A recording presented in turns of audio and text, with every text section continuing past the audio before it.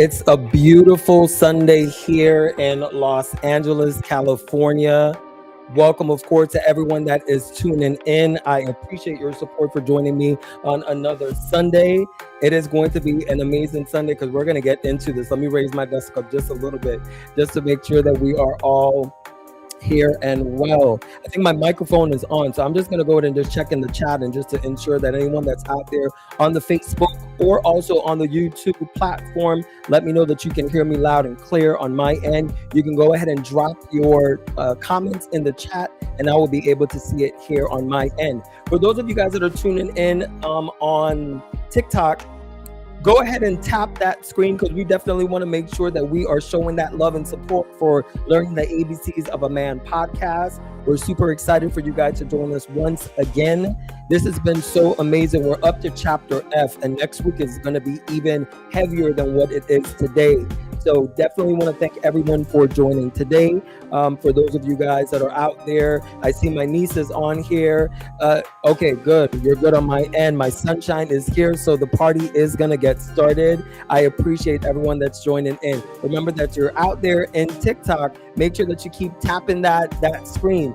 Tap that screen to make sure that we generate those likes for today's session. I just want to go ahead and just begin, just let you guys know that my name is Alexander Emanuel. I am the author of Learning the ABCs of a Man. We're on volume 1. It is a collective series of 7 volumes, and this is the first one. So I encourage you guys, if you have not purchased my book as of yet, get on Amazon. Amazon is a place to get my book. I'll tell you right now, it's available in paperback.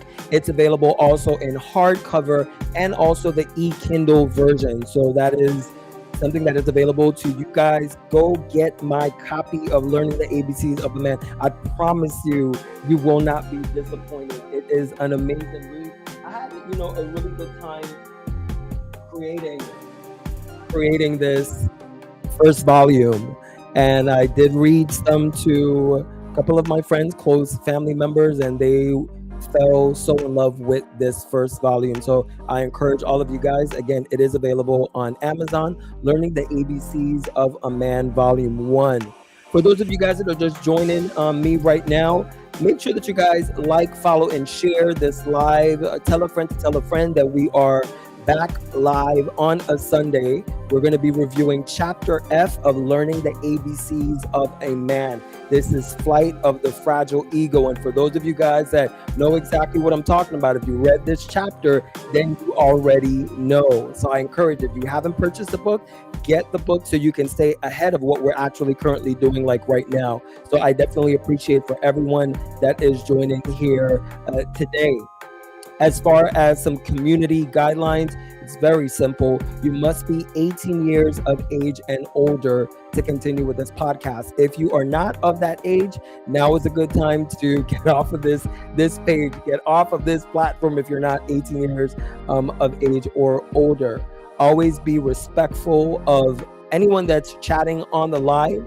We just want to keep it positive and definitely keep it engaging. Different opinions will always be welcome, but disrespect is something that will never be accepted here on this channel.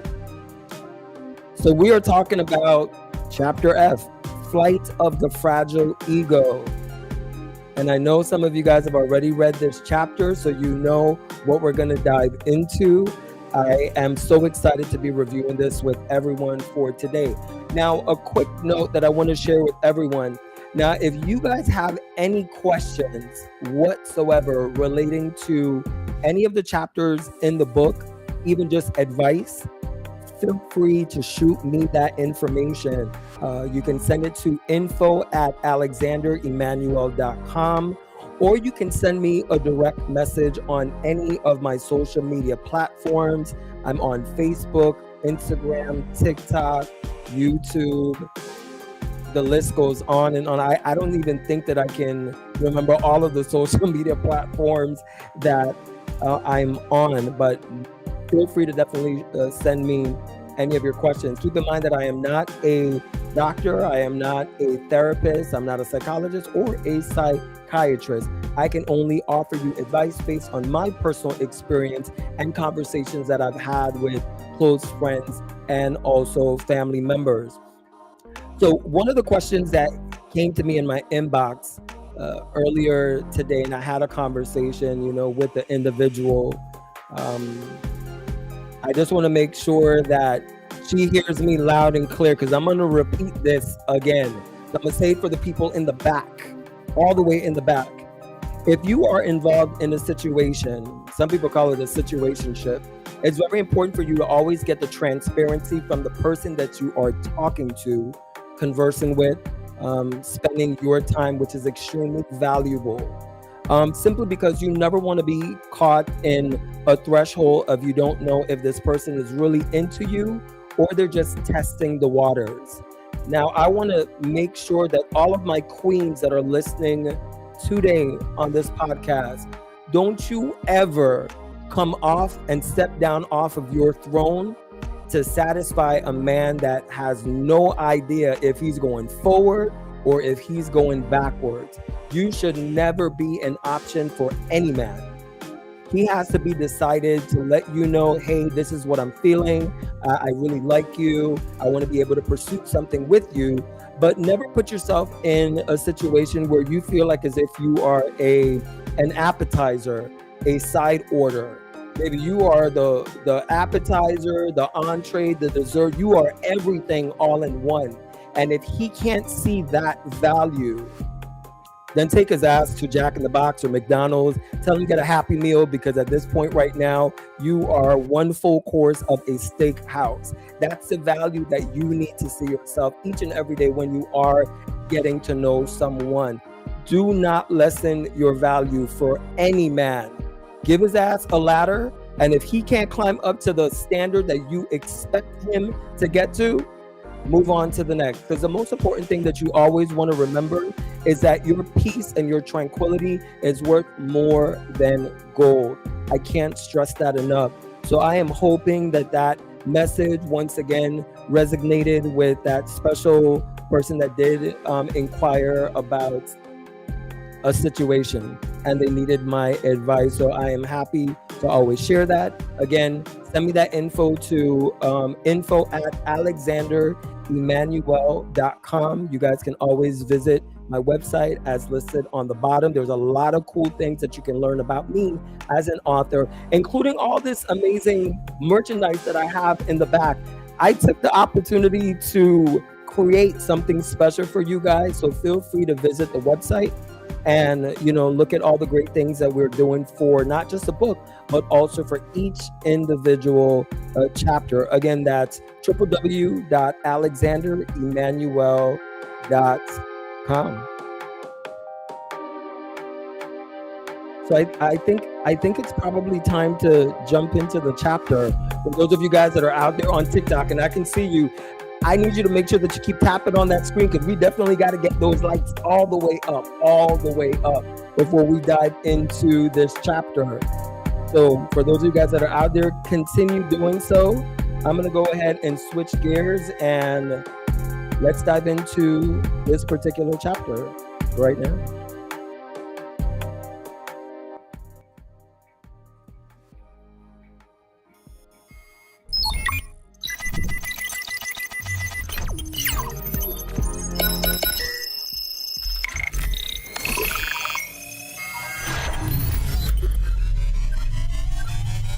Warning, you are live with your favorite author, Alexander Emanuel, where the truth has no filter.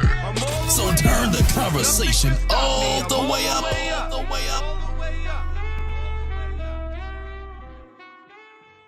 Not every passenger on your plane is built to fly at your altitude. When ambition collides with insecurity, relationships turn into battlegrounds. You start questioning your purpose mid-flight, choking on turbulence that didn't come from storms outside, but from the co-pilot you trusted to help you soar. So now the question is no longer, do they love me? It's, can they handle the altitude that comes with loving someone destined to rise? Welcome to the chapter where loyalty gets tested and masks start slipping. Let's find out who's really flying with you and who's just along for the ride.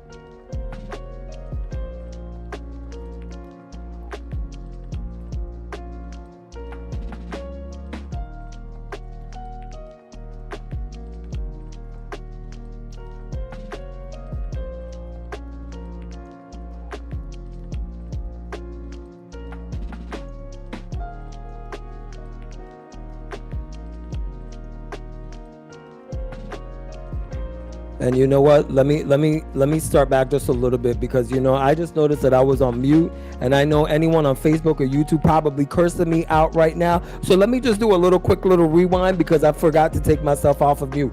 But I'm off mute now. So chapter F, Flight of the Fragile Ego. Some slip away in silence, not to heal, but to protect their fragile ego when it takes flight from the intimate ache of defeat. Now, there's a dangerous kind of hunger that brews in the heart when you want someone so deeply it burns hotter than reason. It's that kind of wanting that makes you ignore red flags, waving like checkered victory banners, convincing yourself that love alone can fuel the flight. But let's be real. Not every passenger on your plane is built to fly at your altitude. Sometimes the one lying next to you at night isn't your partner. They're your anchor, smiling in your face while secretly hoping you fall flat, because your light exposes the shadows they've spent a lifetime hiding in. You're building empires in your mind while they're plotting sabotage in silence. And the sickest part, they call it love. They'll clap just enough to keep you close, but never loud enough to help you soar. This isn't about petty envy, it's about survival. Are they loving you, or just leeching off your shine until they feel worthy enough to outgrow you? Are you sleeping with a lover or a low-key rival? When ambition collides with insecurity, relationships turn into battlegrounds. You start questioning your purpose mid-flight, choking on turbulence that didn't come from the storms outside, but from the co-pilot you trusted to help you soar. So now the question is no longer, do they love me? It's, can they handle the altitude that comes with loving someone destined to rise? Welcome to the chapter where loyalty gets tested and masks start slipping. Let's find out who really is flying with you and who's just along for the ride.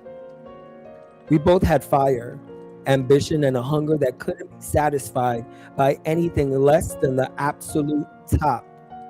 I was determined to reach new heights, but I wasn't doing it alone. My mission was to rise, and in the process, I pulled him up with me. not as a token of support, but as the prize I earned for all the relentless work I poured into making it.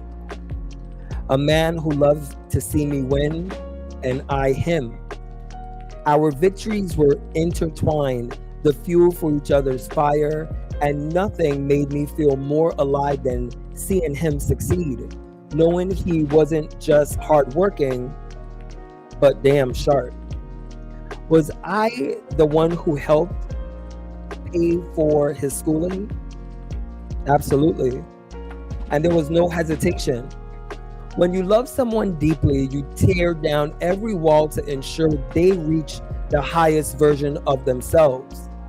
But the real question was, did he want it as badly as I did? Did he see the vision the same way I did? Did he crave success as I did? Or was I just carrying us both to the finish line? Every time I look back at those moments, I'm flooded with questions. Why did he lash out when all I wanted was to see him soar?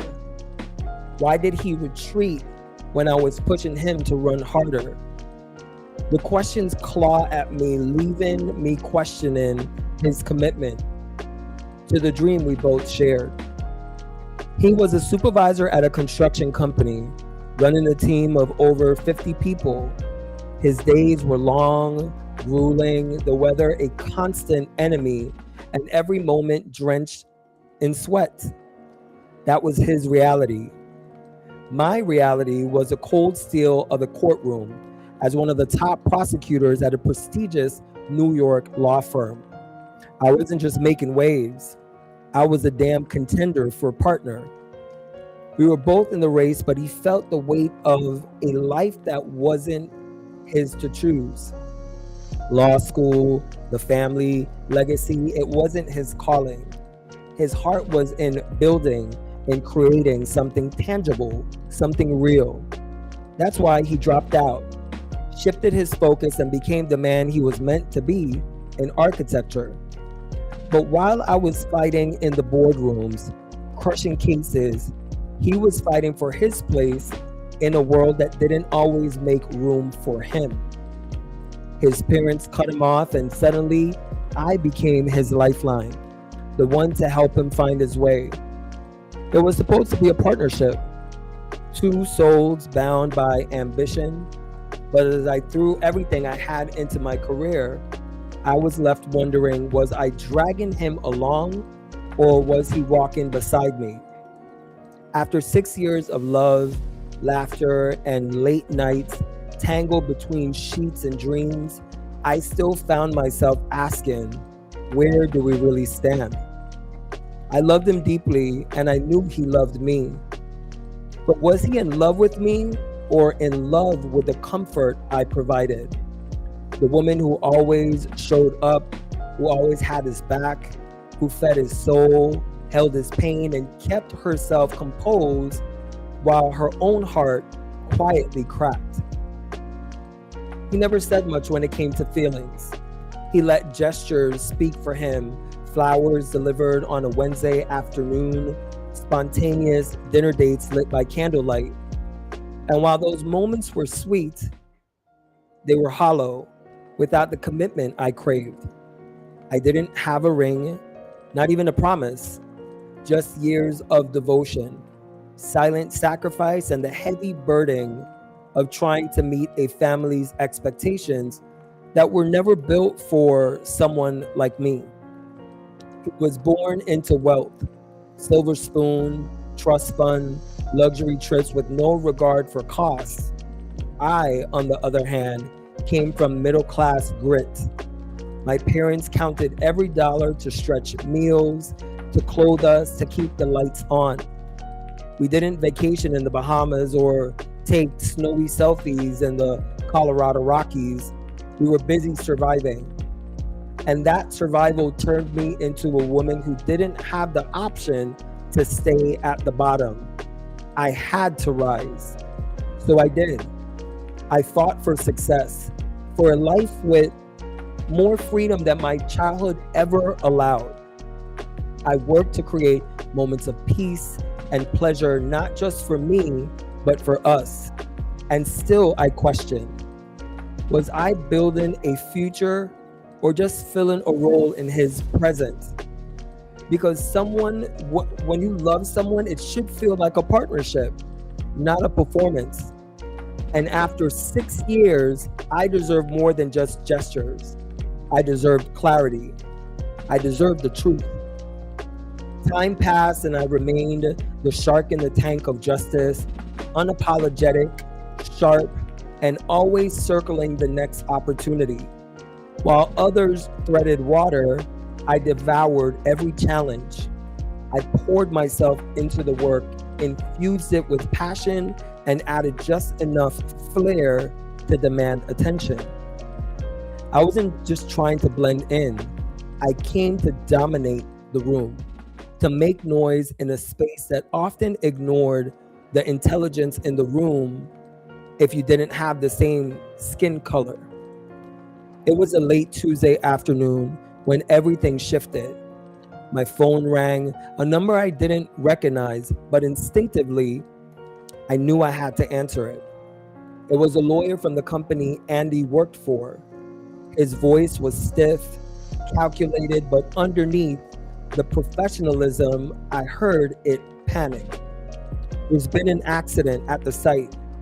A steel beam from the 5th floor had come crashing down due to an outside contractor's mistake. Andy was okay, shaken, bruised, but alive. And not just that, he'd saved someone. Threw himself into the chaos and pushed a coworker out of harm's way seconds before the metal thundered down. That was him. Always the protector, always the leader. He never hesitated to put others first, to step into danger if it meant someone else could breathe a little easier. And I admired that. God, I love that about him. That fearless strength, that loyalty, that natural gravity that pulled people towards him.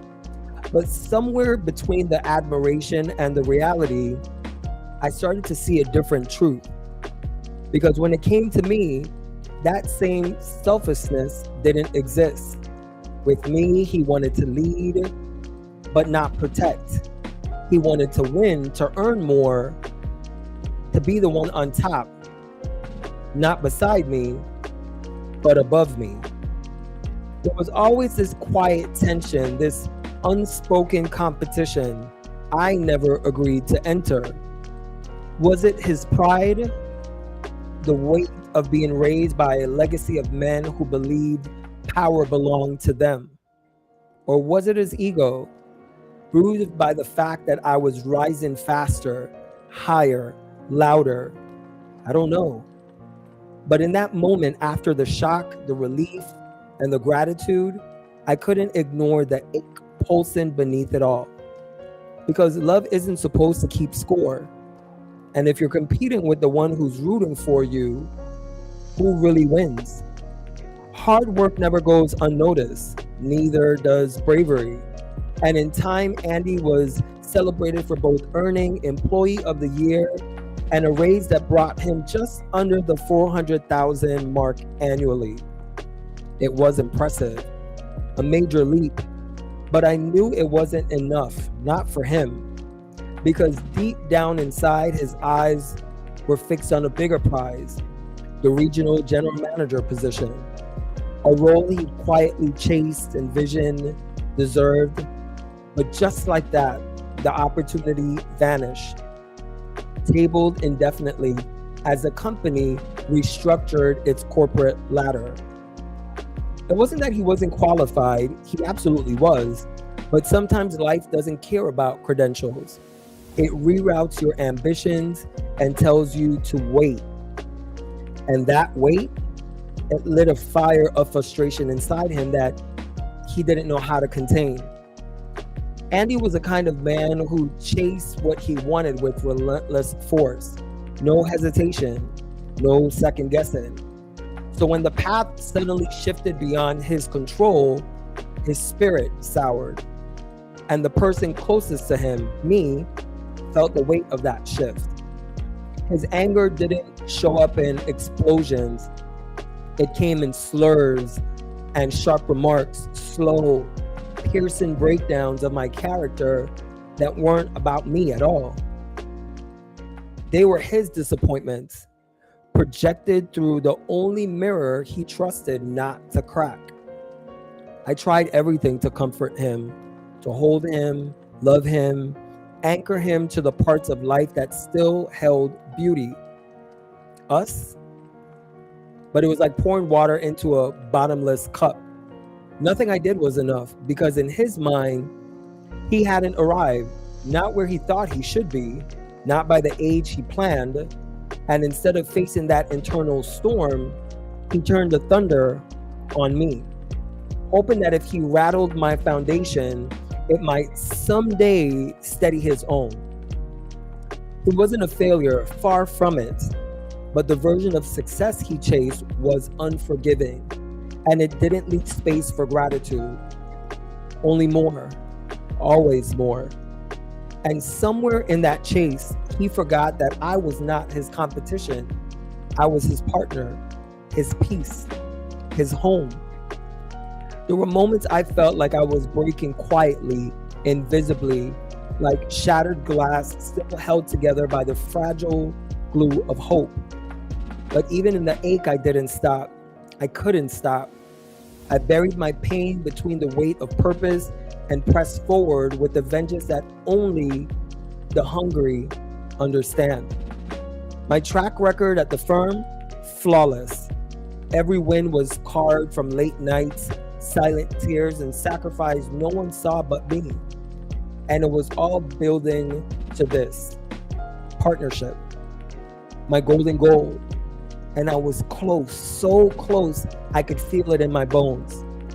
At just 28, I was about to snatch a title many only dared to chase in their 40s.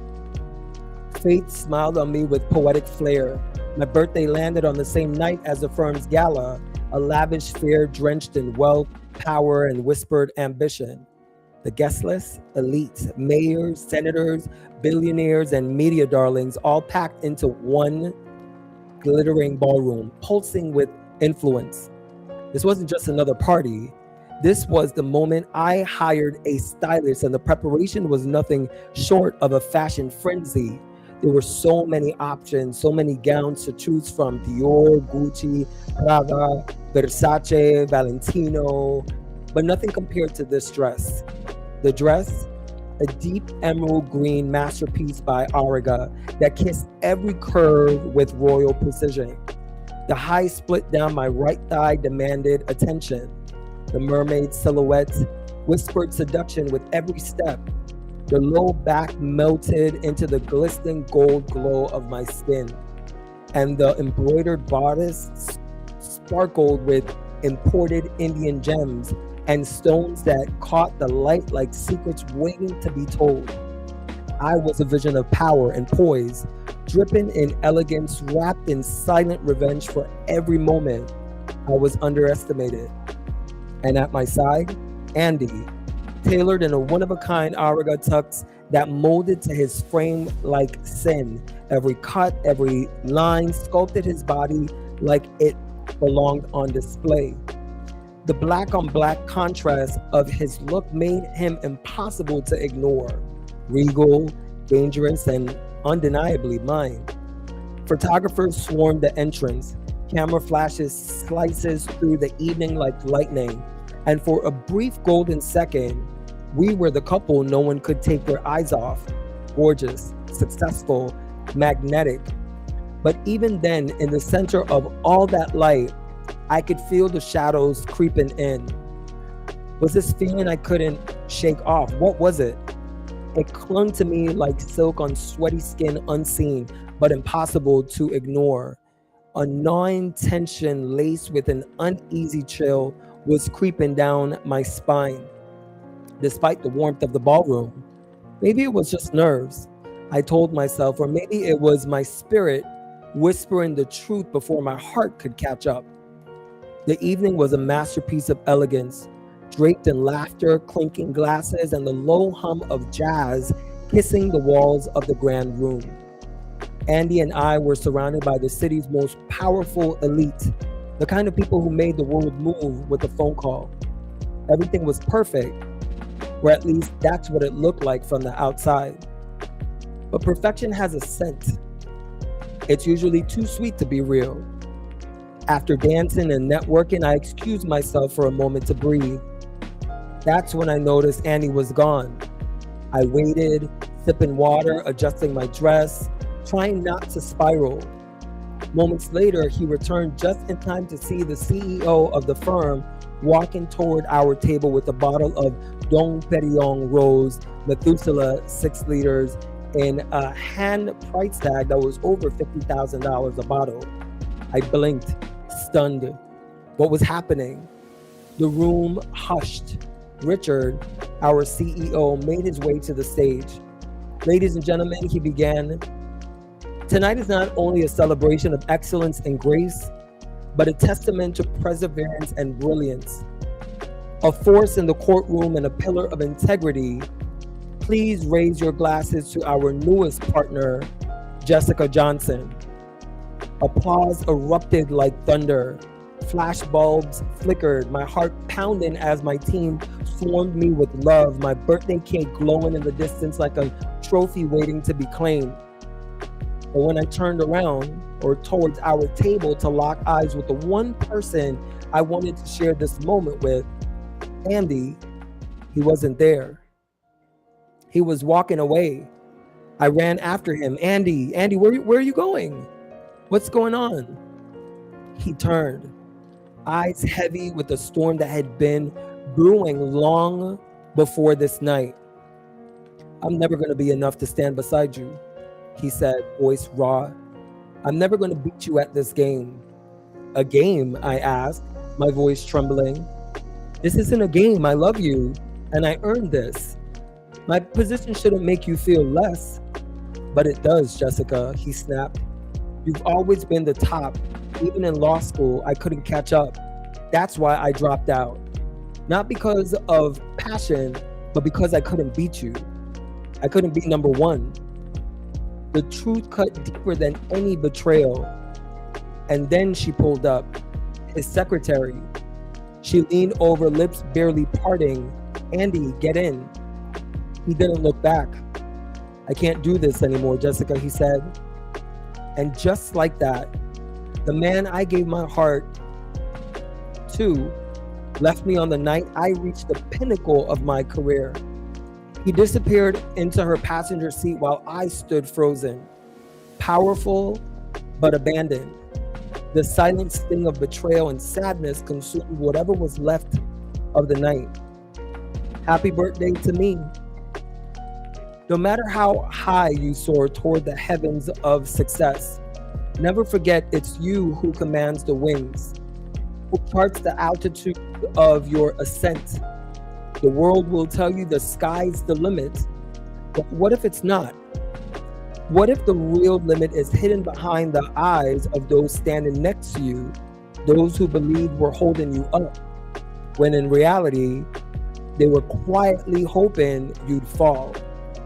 Jealousy doesn't announce itself with a roar. It simmers in silence. It wears the mask of love while secretly mourning your rise. And when your brightest moment arrives, it doesn't cheer, it crumbles. So pay attention. Analyze every soul you allow into your orbit. When you climb, ensure those beside you are there to lift, not to leech. The ladder you extend should only reach steady hands, not those that tremble with envy or worse, sabotage. You are not required to shrink, dim, or fold yourself to fit the comfort zones of those intimidated by your light. Refuse to be caged by the insecurity of others. Surround yourself with warriors of visions, those who celebrate your elevation, not those threatened by it. And when they disappear without explanation, understand this. Their silence was not peace, nor healing, nor closure. It was a retreat. Some slip away in silence not to heal, but to protect their fragile ego when it takes flight from the intimate ache of defeat. Let them go. Your destiny was never meant to be carried by hands that could not bear your becoming. I hope that resonated with a lot of people that's out there, because Flight of the Fragile Ego was definitely something to read and to also experience for those of you guys that are out there right now in the TikTok universe. I should see 5,000K by tapping on that screen right now, because I didn't even have a sip of my pink grape juice. But now I did. And that was absolutely amazing. Just like I've always mentioned before, I create specific merchandise for everyone right now that is really, I guess I could say maybe caught up, or if the chapter resonates with you, I create merchandise for that specific chapter.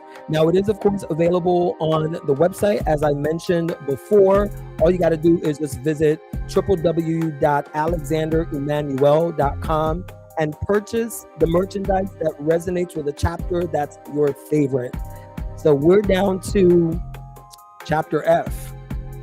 We got all the way to go down to chapter Z, which is probably going to take us all the way down in December. But this is something that I definitely, pride myself in doing with all of you guys every Sunday. Make sure that you tell a friend to tell a friend, that we're here 4 p.m. Pacific Standard Time, just to dive deep into the chapters of this book, which was my pride and joy. Learning the ABCs of a Man, Volume 1 is available on Amazon for those of you guys that want to purchase it. Available in paperback, of course, hardcover, and the e-Kindle electronic version. So next week, and I can say, I want to just be able just to let you guys know, so whether you did agree on every word or disagree with every sentence, thank you for definitely staying into the conversation. Remember, conversations don't change because everyone agrees. They change because someone was willing to listen. So next Sunday, we're going to talk about Chapter G, Get Off and Go. Probably one of the most controversial chapters that I have written in this book. If you don't believe me, ask my niece, Jadisha. She will tell you about it. So grab some popcorn, whatever it is, your choice of drink, because you're definitely going to need it for next week when we do, of course, discuss Get Off and Go. Like always, make sure that you guys stay inspired, stay focused, and always, I love you.